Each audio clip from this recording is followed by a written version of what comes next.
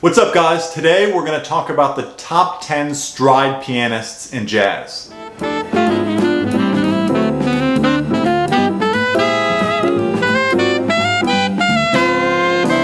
We want to sincerely thank all of our Patreon supporters who donate as little as $1 a month to keep the show going. We really appreciate their support, and there are several perks that go along with being a Patreon, and you can check it out in the link below. Don't forget to like, subscribe, and hit the notification bell so you can be notified about all of our future videos. I'm really excited to delve into the top 10 stride pianists in jazz. When I was compiling lists of piano players, there's just so many who played in completely different styles that I had to break this one up into the different eras of piano playing. And there's really a whole school of pianists who dedicated themselves to the stride style. But many players who aren't on this list, like Thelonious Monk and Duke Ellington, incorporated the stride style into their playing. It really all started in Harlem in New York City. The style is characterized by a punctuated left hand that serves the role of the bass player. You can go on YouTube and check out tons of videos because watching the physical feat of playing stride piano is quite entertaining in itself. In addition to the bass in the left hand, stride playing incorporates a very punctuated style with a lot of syncopations, chords, and melodies. And like all of my lists, this was extremely hard to put together, and there were a few names that I was really sad to leave off this list. Being in New York City myself, I've had the pleasure of performing with some of the masters of the stride piano style in New York City, including Rossano Sportiello, Ehud Asheri, Mark Shane, and John Weber. This style takes an immense amount of dedication and study. As always, let me know in the comments below if you think I missed anyone. Alright, let's get to the list. Coming in at number 10 for top 10 stride pianists in jazz, we have Lucky Roberts. As a child, Roberts was playing piano and acting with traveling minstrel shows. He settled in New York and became one of the leading pianists, helping develop the Harlem stride piano style. Roberts toured France and the UK with James Reese Europe during World War I. Lucky had huge hands with a wide finger span able to reach a 14th, which came in handy. He was an accomplished composer of piano music, Broadway musicals, and his piece Moonlight Cocktail was recorded by the Glenn Miller Orchestra and was the best-selling record in the US for 10 weeks in 1942. He was also an astute businessman, becoming a millionaire twice through real estate dealings. He was also a teacher and mentored a young pianist by the name of George Gershwin. Coming in at number 9 for top 10 stride pianists in jazz, we have Ralph Sutton. Sutton was a stride pianist in the tradition of James P. Johnson and Fats Waller. He had a stint as a session musician with Jack Teagarden's band before joining the U.S. Army during World War II. After the war, he played at various venues in Missouri, eventually ending up at Eddie Condon's club in Greenwich Village. However, when the world's greatest jazz band was established in 1968, he was the natural choice for the piano spot. In 1974, he joined the quartet led by clarinetist Peanuts Hucko. Coming in at number 8 in top 10 stride pianists in jazz, we have Dave McKenna. Known primarily as a solo pianist for his so-called three-handed swing style, McKenna worked as a teenager with the big bands of Charlie Ventura and Woody Herman. He worked in small group settings with Al Cohn, Eddie Condon, Stan Getz, Gene Krupa, Zoot Sims, Bob Wilbur, and Bobby Hackett. His solo improvisations incorporated a walking bass line, mid-range chords, and an improvised melody. McKenna had a unique ability to reproduce on his own the sound of a small group. Coming in at number 7 for top 10 stride pianists in jazz, we have Dick Hyman. Over a 60-year career, Hyman has worked as a pianist, organist, arranger, musical director, and composer. Early on, he was deeply influenced by the music of Beethoven and Chopin, as well as Bix Beiderbecke and Art Tatum. As a studio musician in the 1950s, Hyman performed with Charlie Parker for Bird's only film appearance, playing Tad Dameron's composition, Hot House. Hyman also worked as the musical director for over a dozen Woody Allen films and Broadway shows. Coming in at number 6 for top 10 stride pianists in jazz, we have Scott Joplin. Joplin achieved fame for his compositions and was dubbed the King of Ragtime. During his brief career, he wrote over 100 original pieces, 1 ballet, and 2 operas.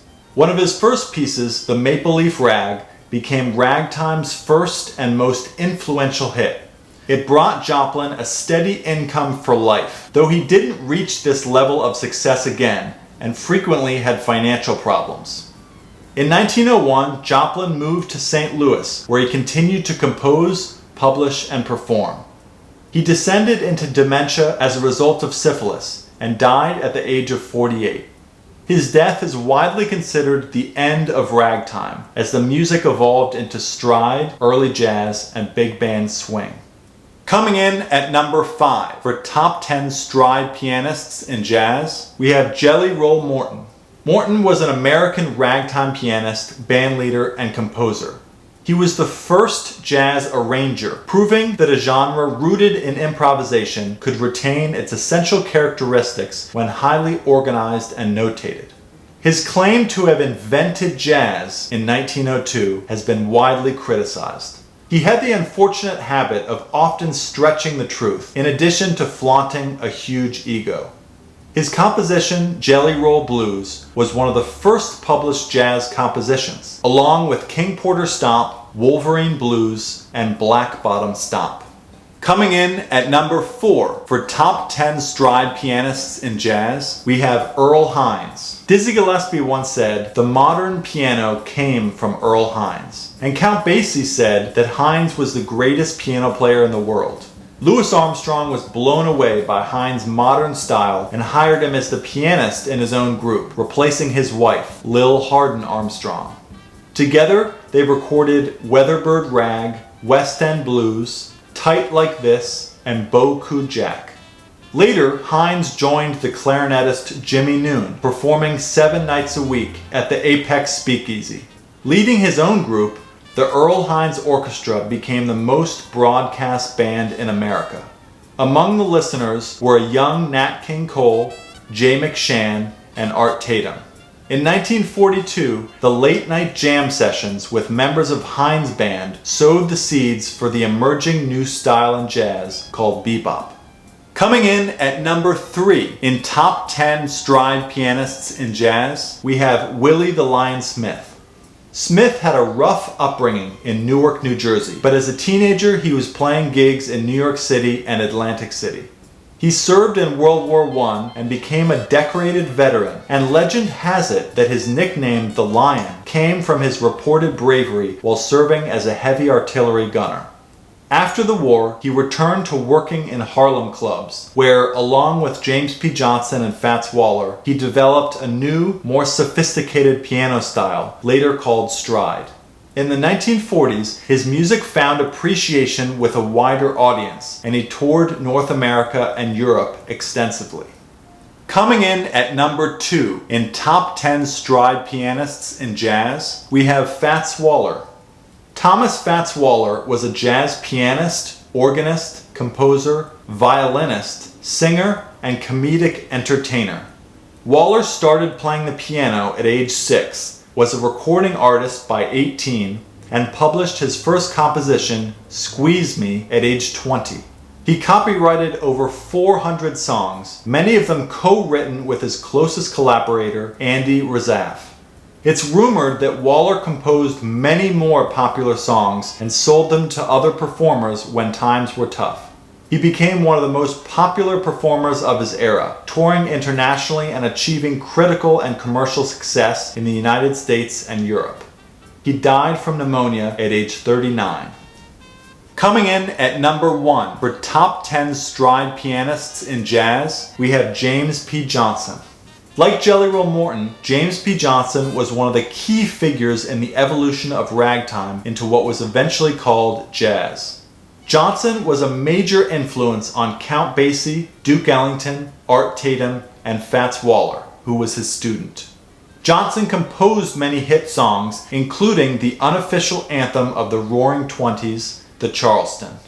So that's it, guys. I hope you enjoyed the list. Comment down below if you think I left any big ones off. Also, let us know about any ideas you have for future top 10 lists. Learning about the lives of these musicians is just so fascinating. Many of them served in the military, had rough upbringings, and constantly moved around the country to find work. But all of them were brilliant musicians and dedicated to the craft. The stride piano style really set the stage for the style of the swing era, and eventually bebop music. Many of the swing and bebop pianists are deeply influenced by the players on this list, and most all jazz pianists today at least spend some time studying the stride piano style. We really want to thank all of our Patreon supporters who donate as little as $1 a month to keep the channel growing. Check out the link below. Don't forget to like, subscribe, and hit the notification bell. We'll see you next time.